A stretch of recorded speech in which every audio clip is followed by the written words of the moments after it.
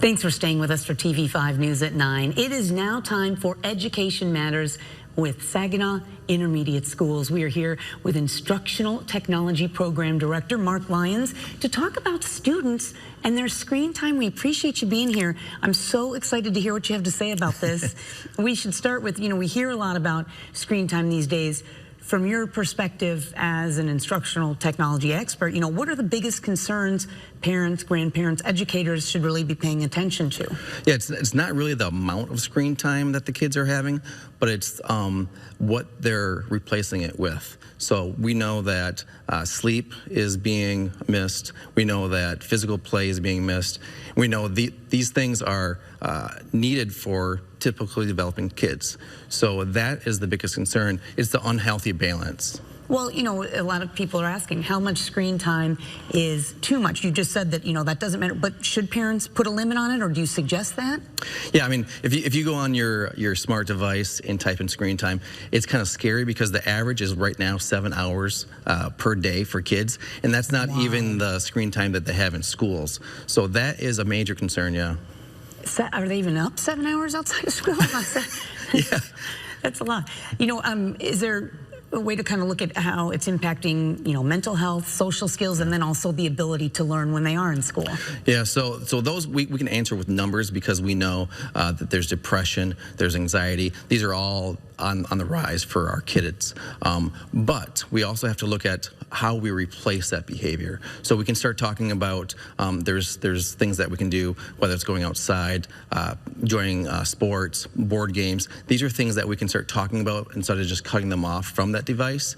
But the major thing is schools are seeing that because of the fast scroll time and the endless scroll time, their attention spans are different. So having the kids do projects, simple conversations become much more difficult because of social media. Wow, that is so interesting. And let's talk some more about social media. Why do you think, A, it's such a powerful driver, and then what makes it different from, let's say, watching TV or just playing video games? Yeah. So, I'm a TV generation type of kiddo. Okay. I grew up, watching cartoons on Saturday, but during that Saturday cartoon experience, there was like guidelines set in place. There were certain commercials that you couldn't see because of that time frame. Social media, there's not a whole lot of guidance on this, so kids are exposed to many different things, which is scary, and I'm not sure exactly the perfect approach, but the more we talk about it, the more people learn about this, that it's a major concern. I think there's some solutions in place. Do you think parents are surprised to learn how much time their children are actually spending on social media and on devices in general? Yes and no. I think some of us adults that have grown up on the iPhone or the iPad, maybe we need to kind of take a look at our own screen time and become models for our kiddos. So it's interesting. Well, let's talk about solutions. We always want to hear some practical advice and steps maybe families and schools can take to build healthier screen time routines and habits. Yeah. So the answers are pretty simple, but actually implementing them is the difficult part. Just setting up screen-free zones. So if we're having dinner, there's no screens. And this sounds very weird, but even like during the evening, if you're watching TV, no screens. So these are things that you can put in place, but you have to be very consistent on this, and you have to, like I said, model it.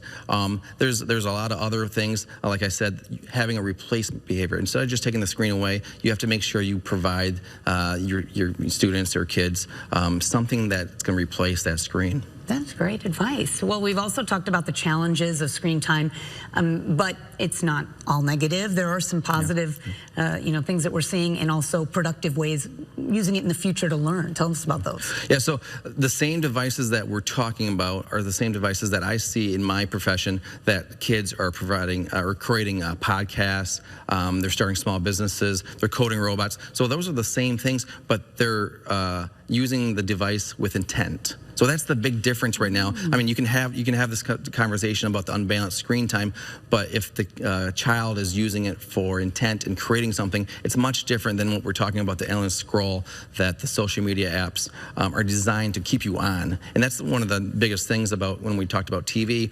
TV was more of a, there's a start time and the end time, and it wasn't designed to just keep you on it throughout the day. So those are really hard challenges to go against, but I think these small things can really add up to a big, meaningful change for our kids.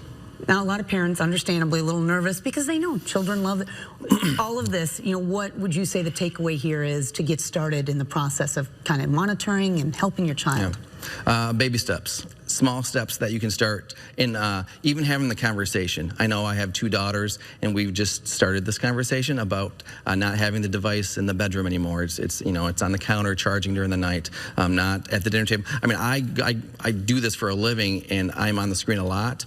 But it's different when we talk about this intention of your screen time.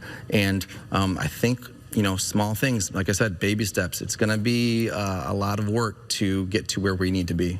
All right. Well, we appreciate you being here. And for more information about this and screen time, just go to hot links at the top of WNEM.com.